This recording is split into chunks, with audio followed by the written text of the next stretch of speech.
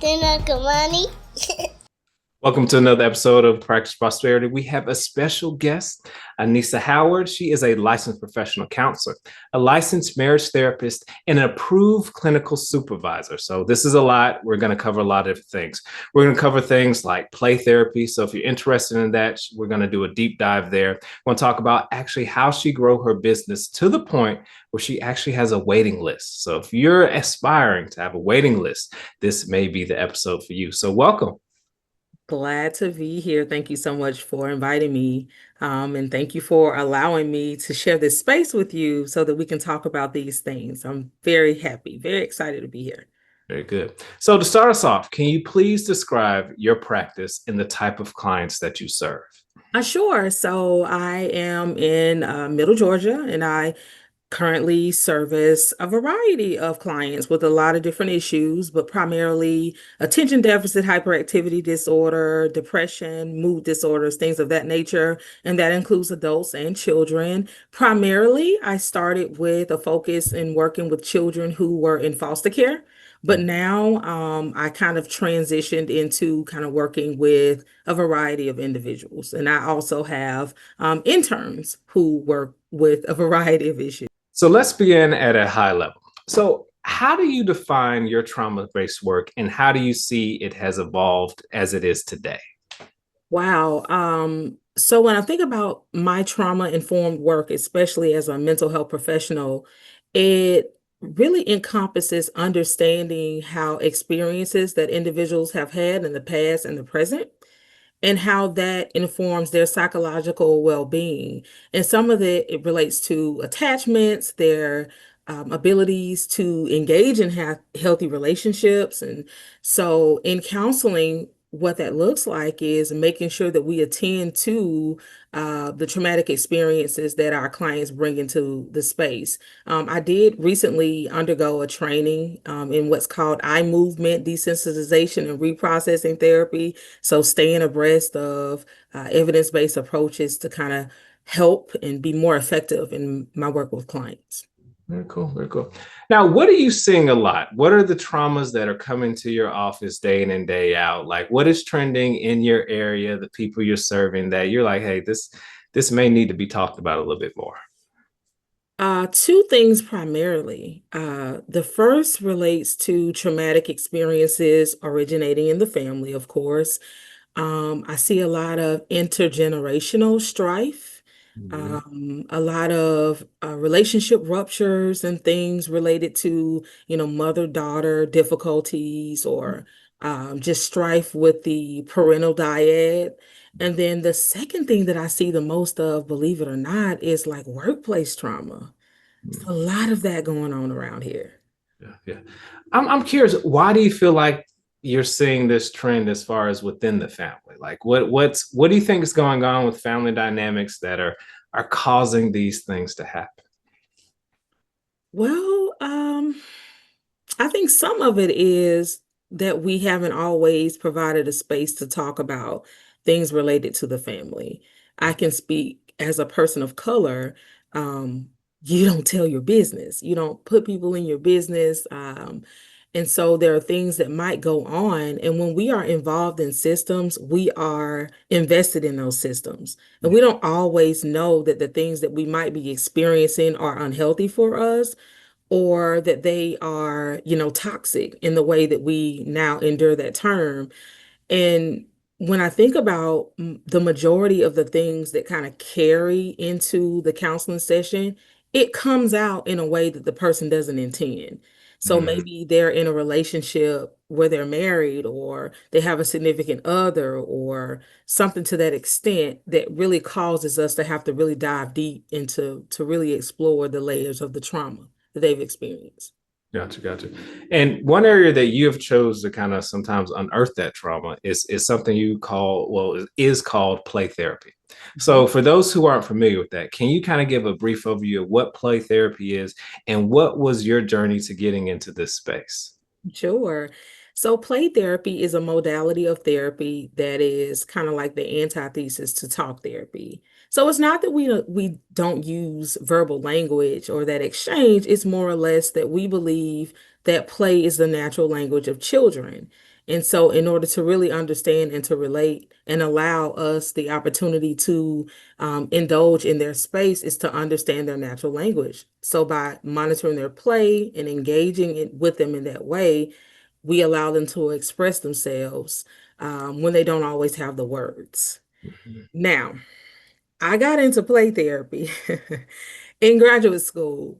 So the traditional statement of what had happened was I was interested in an elective. I didn't know that play therapy was a thing. So this was in the 2000s. I didn't know that this was a thing. Um, I knew that I wanted to work with kids. It was something that was off-putting to me initially, but it wasn't until I got into the community because I did spend some time providing services in the community. And that's when I realized that I needed to do more than just talk with people, to talk with kids about what was going on because they didn't always have the words to understand what was happening. And so I then pursued play therapy through someone in Griffin. My supervisor was a lady in Griffin by the name of Shannon Eller. At the time, she was the only person who was in my area that was accessible to me that provided the training and the supervision. And it kind of went from there. So, elaborate a little bit more. What are some of the shortcomings of talk therapy? Specifically, when we're talking to kids, we want them to open up, share what you think, but it may not be the most effective way. Like, what is the shortcomings of the traditional talk therapy? Well, talk therapy often forces an individual to be in a specific space or to be able to articulate things as if they have the insight that they don't always have. And with children, we know that it's developmentally appropriate. As they get older, they develop some of the insights, and we know a lot about, neurological studies and what we know about the brain's development and how that aligns with that. But for the most part, we have to assume that we always engage with people in a way where we can meet them where they are. And so talk therapy isn't always developmentally appropriate. And it's not to say that play therapy or expressive art modalities isn't allowable in other populations because we do engage in certain expressive art modalities with adults too. It's just an alternative to being with a client and allowing them to express in a way that's comfortable to them. Mhm. Help me understand. So, I've had some people, and I may not be pronouncing right. I think it's called somatic therapy Okay. and play therapy. Are they related? Are they kin? Are they different? Like, what do you see the difference between play therapy and somatic therapy, if I'm pronouncing it right? Sure, you are pronouncing it right. Somatic therapy is allowing, I'll just say it briefly, it's really about an attunement into the body and how that sensory experience happens within the body. And you can integrate certain somatic techniques into play therapy, but it's distinctly different, primarily because although you are focusing more on providing alternative means to communicate and express emotions and feelings, and that's being developmentally appropriate. Somatic therapy requires you to be a little bit more in tune with your body and the awareness and the sensations that go along with that. So they're slightly different. Very cool. So I'm assuming play therapy, you have numerous amounts of games, and that means you have a toolbox. Mhm. How did you know which tool to pull out? Do you have a process in which this is my standard protocol of tools and games to play or play? How do you think about that? So my core is always what we call child-centered play therapy. And so it involves the basic skills that we learn in counseling. So it's really easy to integrate because it focuses on being with someone in a non-judgmental way. You are engaging authentically with them, trying to be yourself while also not judging them for anything that they do or say in that play space. So my core training was in child-centered play therapy. And that's fresh out of the University of North Texas, Denton, to be exact. It was one of the first kind of prominent play therapy theories, if you will, to evolve and to come about over the years. And so that's my default, like being with them, using the techniques there. It doesn't always involve games because in child-centered play therapy, they kind of get to decide what they engage in. I have learned over the years to be what I call more integrative. Like sometimes I'm a little bit more directive in terms of the different games that we might use. For example, Uno is one of my go-tos with kids in therapy, Uno with feelings, and a lot of different ways you can use Uno.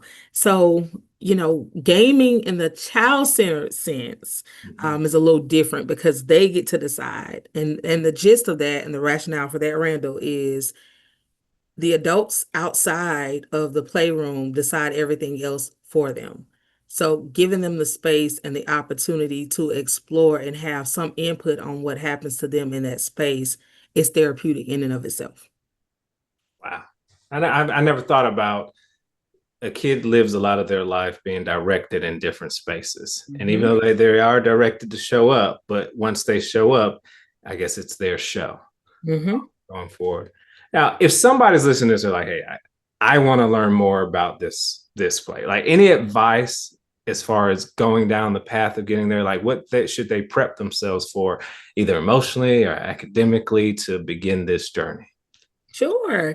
The Association for Play Therapy is the association that pretty much provides the standards and the requirements for becoming a credentialed play therapist.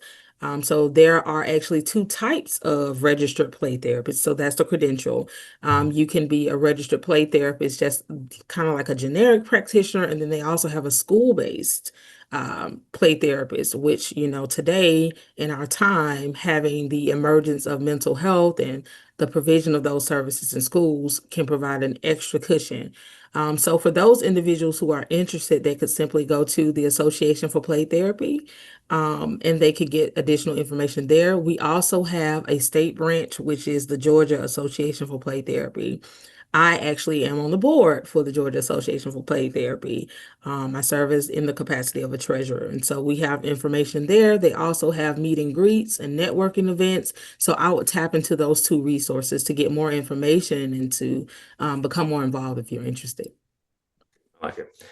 I hear this a lot from teachers, especially from therapists. They say, I'm only with the child or the patient for like an hour at a time. They have to actually go back home and deal with what the parents deal with or their life situation.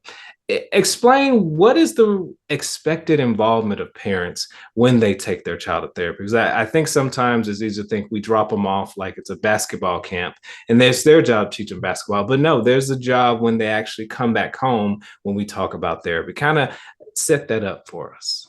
It's just like school, just like parents are your first teachers, parents are also your first counselors because we learn how to regulate, we learn how to solve conflicts in our family of origin. We learn different things that we bring into the world from our families of origin. So parents are, or caregivers, guardians are an essential part of the treatment paradigm. And so that looks like a level of intentionality that involves making sure that we are giving them updates while also involving them in the process. There are different techniques and different strategies and motivations for involvements at certain times, but you definitely want to make sure that you reiterate as a therapist, their presence is important in a way that is involved. So not just being present by taking them and dropping them off to the appointment, but definitely being involved in the treatment.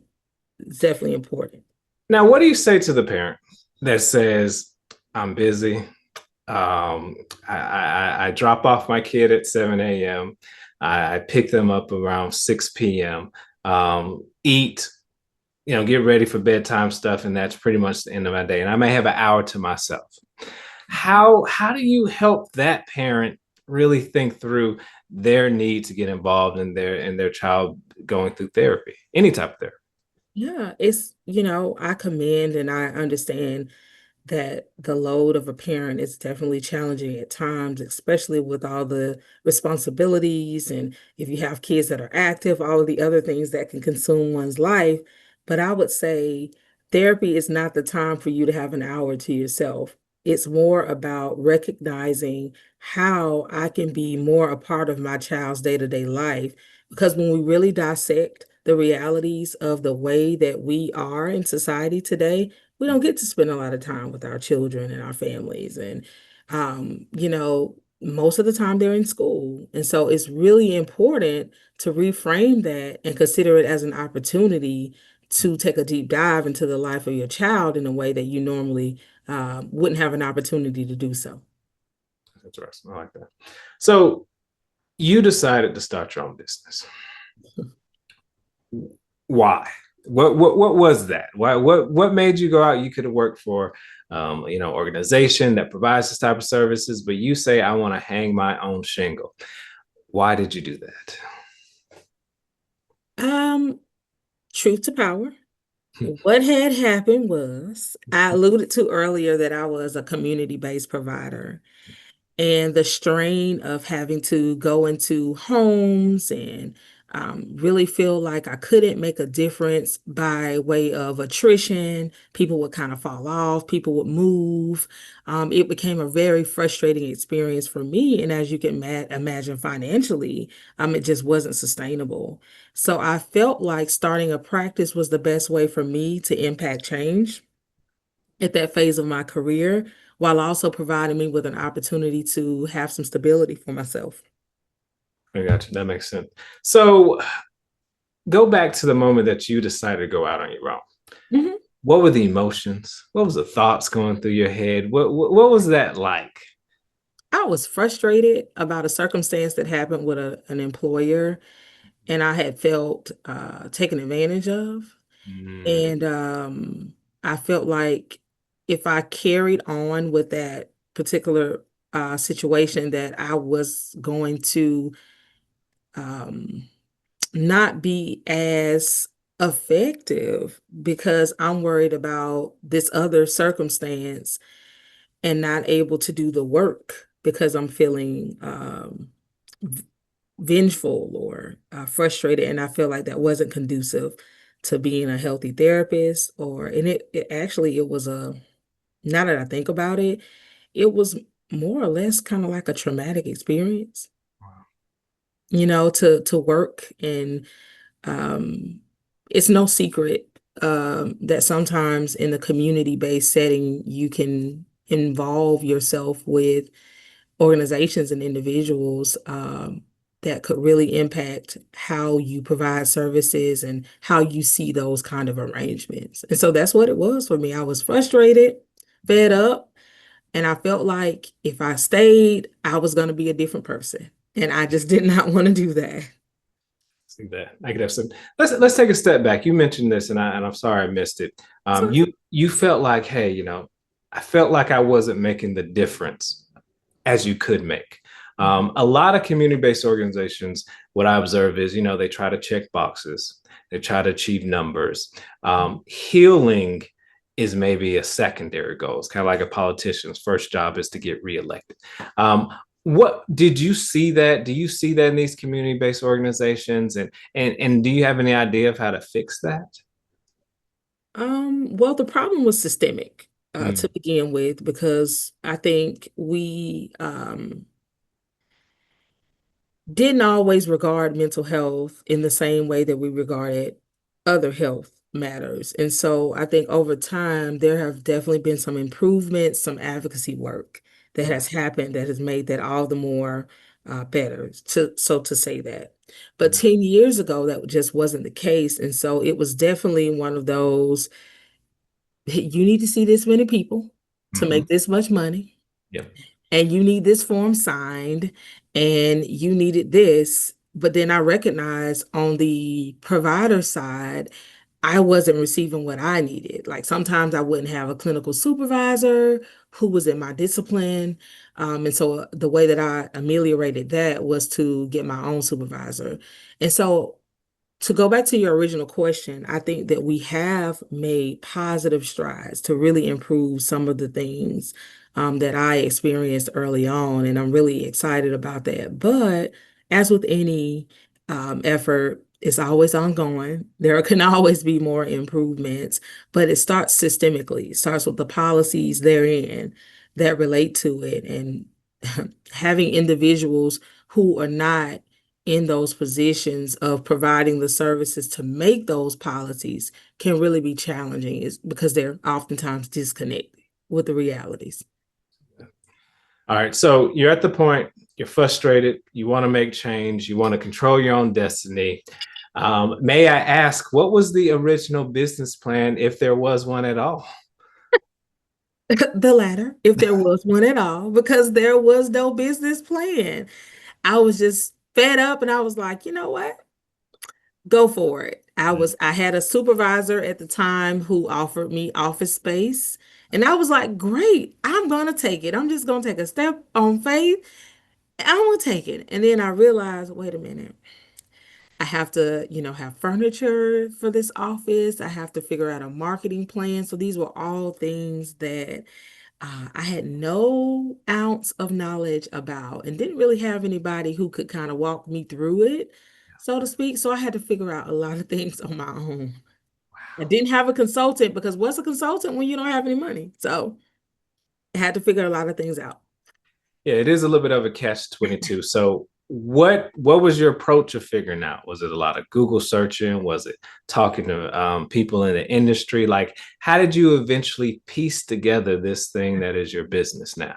It was a hodgepodge of things. So the first thing I did was invested in some training and education, and it was an actual book Mm, that was advertised in a professional organization that I'm a part of. So, ergo, shout out to the professional organizations for counselors like American Counselors Association and LPCAGA because they provided resources, right? And they provide consistent resources. And so I invested in this book that was about private practice. And even though now I recognize that some of it was a little dated, some of the material was dated, but it was more than what I had, so I didn't know any better.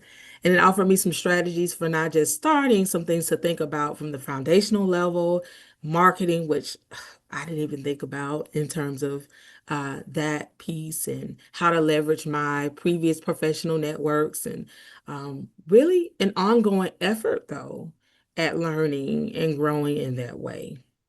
that's good. That's good. So, I've read a couple books on practices because I kind of specialize in this space. What, after reading that book, if you can recall, what do you think is different about operating a practice versus maybe operating a company that makes t-shirts or something like that? Like, what did that book kind of teach you? Like, oh, this is actually a different animal when we talk about a practice or a service-based business. So you definitely hit the nail on the head with the service-based business because when you have a service-based business, there are so many things that you have to consider, so many different angles that you have to take. Now, the book did not highlight that because it was more or less these are the things that are foundational to a private practice, but I didn't think about growth in that approach. I never, and so I did a lot of things initially that would have saved me a headache now as I'm thinking about expanding and working on that part. Um, that had I known would have been helpful. Um, but I didn't know what I didn't know. So That's true. That's true. Yeah, and I think if people be surprised, a lot of business owners just make the jump yeah, and figure it out. go for it. Yeah, Yeah, you can do it. I did it. And but it takes some planning and some consultation if you can to support you on that journey. 'Cause there are a lot of things that I just didn't think about and didn't know that I needed to think about. correct, correct.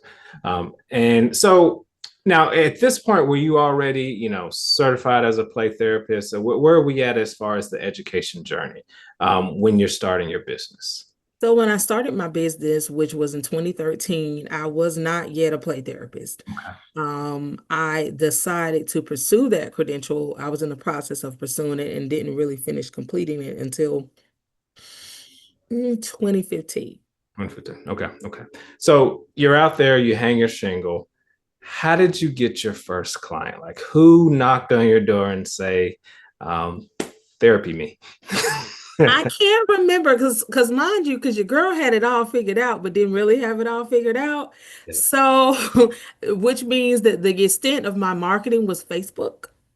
So I remember having a Facebook page And I just, hey, I'm now offering services in this area. And that's as far as I went.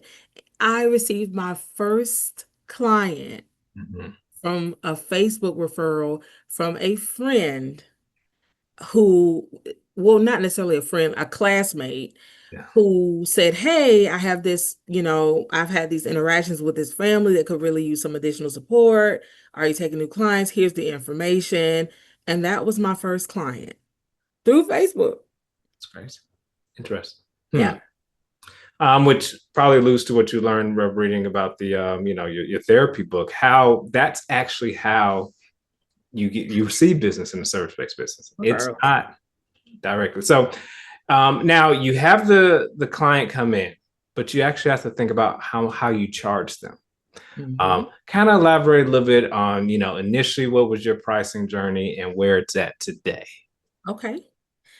Pricing.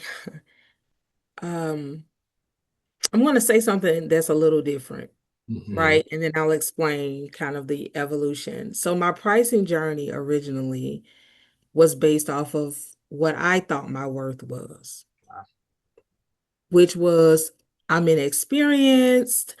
I Mhm. don't want to charge people a lot of money. So this is what I'm going to charge. And then I recognized that that was very low in comparison to what I could earn had I began the journey of becoming credentialed on insurance panels and things of that nature. So I started off with a really bad, poorly designed plan of seeing clients, no definite pricing structure, even though I was mindful enough to know that, oh, I wanted to do sliding scale. And so I really put myself in this hole of, low kind of return on investment type situation that was not conducive to business at all. Do you think that was part of your community work experience and Absolutely, absolutely a part of that experience. And then I started to do my own research and recognize that there was something as such as the CMS, which was the government fee schedule, as well as the Georgia state schedule. And then there's a book at the community provider level, which lo and behold was the book that really gave me the insights, which was also, I wasn't honest about this. I forgot to mention this, which was also why I walked away from community-based service because I realized actually how much that they were getting reimbursed for the services by looking in this handbook. And I was like, what? I'm going out doing the work and this is what I'm getting. So yeah. Um, Now I have a more of an informed based approach that involves advocacy for myself as well, with a variety of different payment options for clients. So it's not just insurance based. I am also a provider of, I take like HSAs, FSAs, care credit, one of those things that kind of really helps expand payment options for clients for treatment. So it evolved in a lot of different ways, um, and some of which involves now like advocating for higher reimbursement rates, Mhm. which I didn't know was a thing. I didn't know that I could.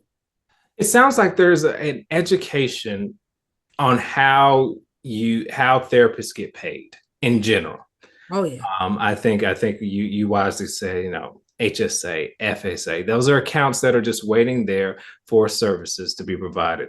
Mhm. You mentioned other type of payment plans. Like, how do you advise a therapist gain that knowledge? Like, where does that come from? Is it just you have to go find somebody who's been around long enough, or like, how do you get that? It comes from you exploring your values and really taking a deep dive into the populations that you want to service and the services that you want to provide. Oh, that's a good point. And having a realistic conversation about what is feasible for your market. Hmm. I can't successfully engage in a pay-based service, meaning cash-based only service here where I am because of my client population and the type of issues that I service. Many of them don't have, they have Medicaids. So I have to be reasonable. It is not to say that I close a blind eye I close my eyes to, people who are cash paying, but it's just, I recognize that as I am scaling my business, I can expect for a reasonable amount of pay-based clients, unless my marketing targets that. But by nature, that doesn't really bode well for where I am and the low income families that I service. How did you come to that conclusion? Because it is a choice. People Hmm. who are private practice have a choice. I can serve the high income individuals that can pay whatever you want to charge. Hmm. Or I can serve where I feel like the need is or where my heart is and have to be creative. HSA, Hmm. FHAs, government programs, maybe some grants. Um, Hmm. how did you think about that? Because that's a decision every private practice has to go through. Hmm. It was really about going back to my core, my values, and about my clients that I service. I mentioned earlier that I started off working with children in foster care. In working with children in foster care, they have Medicaid. And Mhm. so a lot of my core clients at the time, they were Medicaid clients. Did I have a few cash paying clients here and there? Absolutely. But I am going to be honest and say that I didn't really have any marketing that targeted those individuals either. So, as I started working on my niche and understanding what that looked like in terms of the area that I provide services in, my catchment area, I recognized that, okay, if I'm working with these issues and the clients that I'm working with just by nature, um, it kind of limits my prospects, so to speak, in terms of the types of clients that I service. And the other thing too, to be candid about is the location Yeah. of your practice. My practice is in a low income area. And so I can't reasonably expect that people who are in higher income brackets would want to come where Mm. my practice is for fear of being, criminalized or victimized in that way. And that's an honest conversation that you really have to have with yourself about where you are. Yeah, yeah. If you want that client base, you may want your office to look the part, for lack of. That's right. That's right. And with that they default, I talk to dentists. Well, that's higher rent, that's higher maintenance, that's higher Hmm. things, Hmm. and there's another. It's Hmm. another profit and loss statement analysis Yes. to do. Yes, Uh, yes, yes. so you started. So what were you doing that really caused client flow to come in? So you mentioned that Facebook, I received my initial client, but what activities were causing people to really begin to flood in? Facebook was horrible. Um, and no offense to those who use that as a primary marketing tool. We're talking about earlier 2000s. None of the analytics that you see today were really there. It was one of those things where I felt like I had to do a lot Yes. to even get a referral, a possible referral. Yeah. And I noticed that the return on investment by way of my time, by way Mm, of other, it just wasn't worth it for me. So I eventually aborted those efforts and started to do things that were more conducive to helping me get more visibility. So the first thing I did was create what's called a Psychology Today profile. It was a pretty inexpensive initial investment, and it still is today.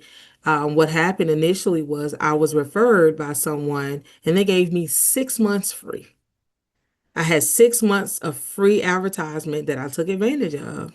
And that is really how I built my clientele by way of the visibility there. I also began to become credentialed with some private insurances and EAPs. And that allowed me some additional visibility with some inner networking happening. So once a client would finish with their EAP sessions, I would then be referred to them by nature of me being a provider that they could see based off of their insurance. And so the rest was history. But I started out with seeing more return on investment with Psychology Today. So even though it took a while for me to establish a core, by the time I was paying for that subscription, which is right around $30 or so, um, I was booming. Wow. Wow. Yeah, let's speak on it more. Let's pick on some stuff. Um, Social media marketing. I like to call out those sometimes like vanity metrics. This post got so many likes. I have so many follows. But in a service-based business, that rarely equates to revenue. Right. And people say, well, I'm just posting is free. But the time it takes to edit that post, the thought it takes to edit that post, so the opportunity cost of you monitoring the results so you feel better about the time you wait spent on that post. Talk a little bit about that from a service-based business. I think people can get caught up in that element and not and miss out on a profitable business. First of all, Randall, I love that you called it vanity metrics. I've never heard that before, but it makes sense to me because that's exactly what how I conceived of it for me. It was one of those things where I know there are people who make really good money, really good revenue with social media influencing, and but there's an art to that, and I respect that art, but that's not what I wanted to spend my time doing. Now, granted, could I have hired someone to do that? But why would I do that when I didn't have to do any of those things and I still have a wait list? So ultimately, it was about what worked best for me. Now, can I use it to disseminate information and about programs and things of that nature? Absolutely. And if I'm more intentional about it, it could probably be one of those things that could really help me streamline even more referrals. But I just didn't see it as being an essential part of my business, considering that I was getting the clients with the investment that I had already engaged in. Yeah, I like that. I like that. So, what was the moment you looked around and was like, this business thing is working?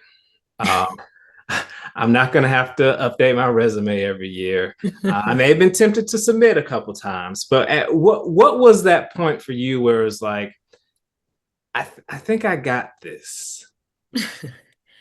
When I started realizing that I was making a profit, and that was something that, again, I didn't know that I needed to kind of pay attention to with regards to my profit and loss statement and things of that nature. QuickBooks really helped me kind of pinpoint that and the importance of that. But when I started, and I didn't start off with QuickBooks and it originally, I started off with some off-brand kind of system to just kind of help me gauge. I knew I needed something, and I wasn't that good at Excel at the time, so I knew I needed something. But when I started making a profit, I realized, okay, this is actually working, and it could work really well with intentionality. Another thing that I did that I didn't tell you, I forgot, Mhm. was in remember I told you that I bought the book to help me. One thing that the book suggested was to provide materials to doctors' offices. And so I would provide brochures on like anger management, ADHD, play therapy, things of that nature. And I would just, hey, do you mind if I drop this off along with some cards? I would provide the display. And lo and behold, it's the gift that keeps on giving. I receive referrals to this day from those initial sending out brochures and things of that nature. So that was the other thing that I did too. Now, help us remind us, what was the name of the book and where can we get this book? It was called Private Practice. It was like a notebook. It was called Private Practice. I'll have to look up the name and I definitely will get it to you. But it provided me some basic kind of information and I just went with it. There are a couple of others that are out there, but this one was like, it might be out of date, out of print now, but I will definitely share that with you. Well, if she's able to find it for us, we will put that in the description below. So Yeah. check that out. And she may have some other books that may be slightly more up to date, but equally as relevant. So that's awesome. Yeah. So now folks are coming in. You're doing the right things. You're on the right places. Psychology Today. You know how to receive different type of payments for the population that you're serving. What was the point where somebody came in your door and said, "I want to serve you, but it's going to be a couple weeks before I can see you"? When did you begin the wait list and what was that emotional journey for you? Well, it started probably sooner than I realized because, for one, I could no longer handle the call volume which keep in mind, my intention was never to be a group practice, and I did some things that were to the not to the benefit of that. So eventually I had to hire someone to answer the phones. And it was at that moment that I realized, okay, you have a lot of call volume. Um, and wait lists that kind of go along with that. So the point that I had to hire somebody to handle the traffic was when I realized that, oh, I got a lot of volume here. What was your journey to bringing that person on? Was that your first person? And like, I think people who don't operate business, they don't know the emotional roller coaster of bringing somebody in your business, your baby, your thing, trusting them to do certain processes, interact with your customers. So, kind of elaborate on that journey of bringing somebody on board, getting them up to speed, trusting them, all that. Okay, I'm going to be very candid with you. Okay. So when I brought someone on, it was actually someone that I knew, because I knew that I needed someone and I needed someone to fulfill that need at the time, but I wasn't intentional. So, ergo, the effort, it's about the planning and the intentionality, because I needed to figure out my processes before I could really bring someone on to engage and support me in that way. And so now what happened eventually was that I had to kind of come in on the back end to create some processes that included other people outside of myself. And so that's a whole nother thing. A book called Run Like Clockwork helped me recognize some things related to that. So I wasn't intentional about that. So that training piece looked like we have this issue and we need to create this process to support that, and still developing some of those processes to help improve efficiency. It's big. So I spent before I started financial planning, I worked in internal audit, really focusing on checks and balances, make sure processes are followed. And one thing that was drilled into my head is documentation, documentation. Mhm. Um, Speak a little bit to that aspect. You have a business, you have everything in your head, but as soon as you need somebody else to do something for you, it helps for it to be on a sheet of paper because you don't have hours to lecture all the experience that you've been through. So speak on that documentation, like why that's important. It's definitely important for a lot of different reasons, because I'm probably going to go somewhere we didn't intend to go, because it makes a world of a difference if you have a 1099 versus a W-2 employee. And when you have a W-2 employee, you really have to put some things in place just to make sure that you're able to evaluate that person appropriately in terms of their job. Mhm. But you can still have some of that same expectation that you lay out in your contracts with your 1099s and with in other capacities. So it's really about making sure that you have a good grasp of what needs to be accomplished during the day, what are appropriate work tasks, what are certain things that are going to help you get the metrics that you need to really support the sustainability of your business. And that includes, aging accounts and things that we don't always have the training to think about, but we should as therapists. And so your processes are going to have to really support your business operations as they are, but then also if you are someone who plans on expanding, with that in mind too. So having that documentation really not only helps you kind of story that process, but it gives you a foundation that you can operate from and expand upon as you're doing other things. Yes, it's so tough about, setting up those what are metrics for success for somebody you bring on. I don't know about you, but sometimes I find myself daydreaming, am I optimizing my talent in the best way? You have to think about your job, your operation being excellent, but you also have to think about, well, this person I'm paying, how am I utilizing them to the highest extent? Like, explain that brain energy because And it's a cost. It is a cost, and it's really something that you have to, again, be intentional about. Sometimes that looks like being in community with other providers and sharing information and experiences. I do have a colleague of mine that is a friend that I'm really close to, and we talk about things all the time. We exchange policies and things of that nature all the time, just so we can kind of think about ways that we can implement um, things that complement our businesses. Yeah, yeah, that makes sense. That does make sense. So wow, that's crazy.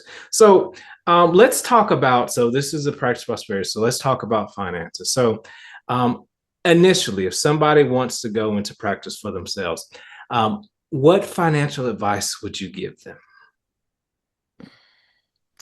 If you want to go into practice for yourself, I'm going to encourage you to do the thing that I didn't do, which Mm, is to really establish a business plan and really set clear goals and objectives for where you're trying to go and what you're trying to do, and make sure that you create essential processes to help you. I would also recommend that you consult with others, join groups if you need to. The Small Business Association Administration, excuse me, they have things all the time that support small business owners.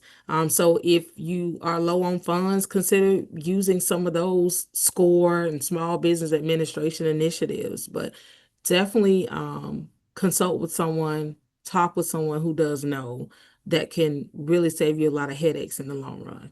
yeah, I'm a big fan of Score. I think that's the best bang for your buck because it's free. Mhm. But these people generally are enthused about business and they're former business owners. And as you know, you really can't get it out your system. So it's a win-win for both the mentee and the mentor.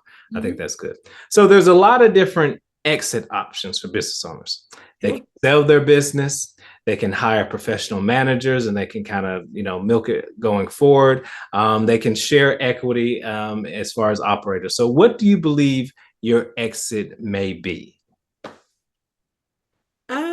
I think my exit is definitely not on the horizon in the way that I would like, but ultimately, um, my goal is to establish a group practice, but in a different way, a training practice. And in that, in employing a training practice model, you might have some of the kind of profit sharing pieces there. But ultimately, I want to be able to provide opportunities for individuals to develop their skill sets and confidence, and get some of the business training and things of that nature that I didn't necessarily get. And so, um, not really sure where I am, honestly, with that. I know that the group practice piece is where I would like to be, but um, yeah, I honestly haven't really thought much about It's a tough decision. that. So, you mentioned the books that you read. Are there things or institutions where you therapists can get this business knowledge like out there now, or are they have to go read books and talk to people who've been there and done that? I think it's a combination of things, and you have to do what suits you. Speaking with someone like you, especially if you are wanting to use your own funds to fund your dream of having a private practice. And also, while you're in private practice, knowing what to do with the money that you earn, and how you can set yourself up. A lot of people are attracted to what we would consider stability things that come about from the 9 to 5 jobs. And so many of us have teetered in that space, like myself.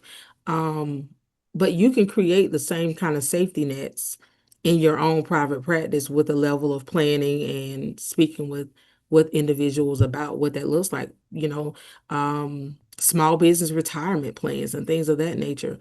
Of course, you don't know that unless you talk with someone who does. So don't shy away from the traditional systems of talking with a financial planner, speaking with someone who has that business knowledge, finding a mentor who can offer that support to you. SCORE will even link you with a mentor. Professional organizations have groups that are for special interests, such as businesses. So there are so many avenues that you can kind of tap into to get that foundational knowledge. You mentioned reaching out for people for help. how have you managed the accounting of business? That's, a lot of therapists did not go into business to crunch numbers, categorize things, scan receipts. Um, what was your journey as far as your accounting journey? It was hot mess early on because I knew that I needed to establish a business account and I knew that I need to keep my business funds separate from my personal funds, and that was the extent of it. But over time, I learned the importance of using the knowledge that was within my bank account to really understand my business and trends, and countering that with the knowledge that I have from my EHR, which is my electronic health record system. It allows me to kind of look at how many clients show up, Mm, um, who's showing up, how often or am I seeing clients, how long do they typically stay, and those kind of things are really important for helping to scale. So initially, I didn't know a thing about nothing. mhm. But I was able to kind of counter that along with some EHR reports, and help me make informed decisions in QuickBooks, Yeah. which is what I use. I've since switched to Patriot, but I was using QuickBooks for a while. So most business owners, even managers, they have like three numbers that they track: ratios, all those things you mentioned. How long a client stays on board, all these. What are the key metrics that say I'm doing a good job this month, this year, this quarter? Like what are you looking at that is your thing? So for me, it's really about, I try to be modest. So I say, 70-80% if I'm able to retain 70 to 80%, even though I think that's a really low number. I I think it's more realistic if I'm able to retain 70 to 80% of my clients.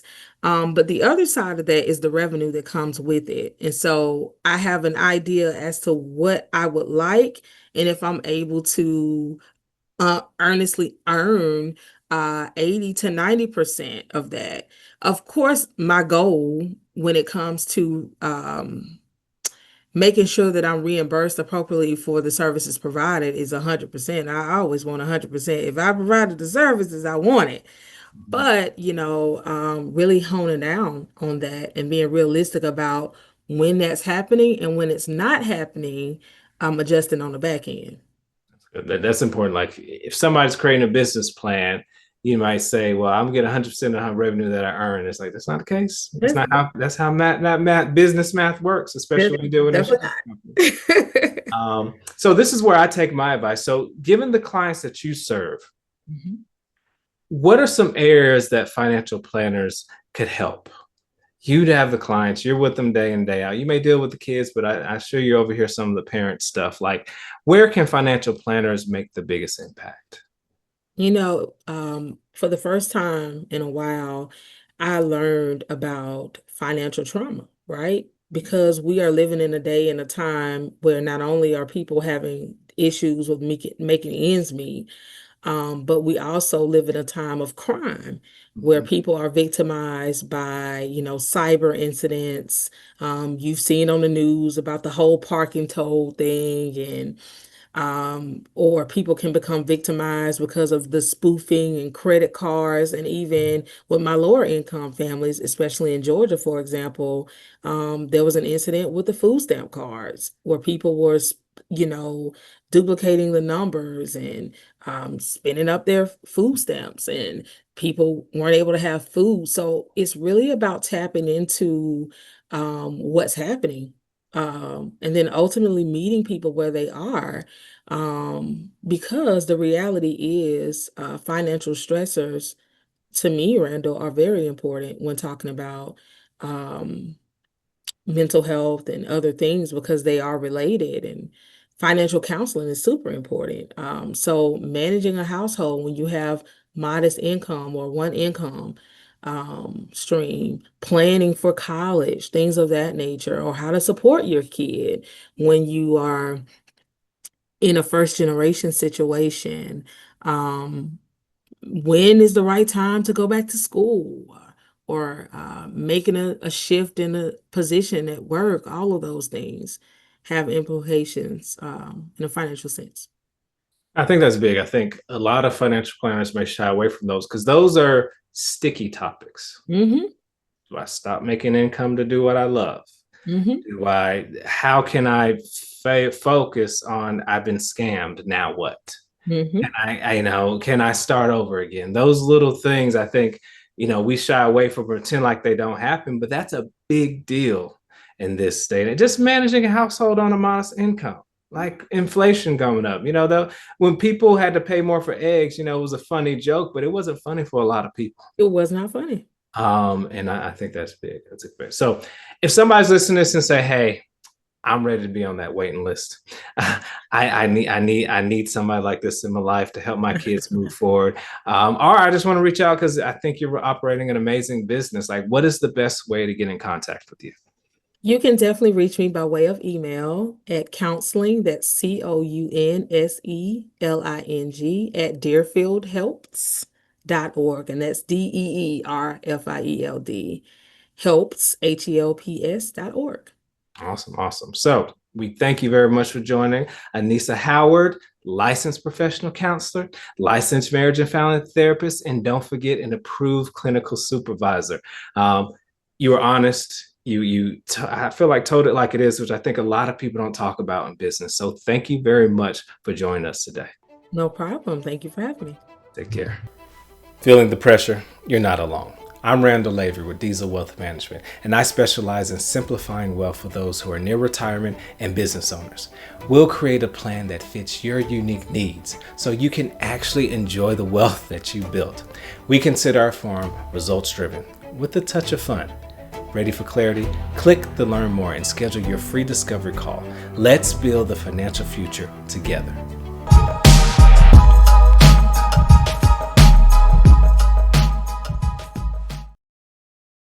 The more I know, the more money I can make.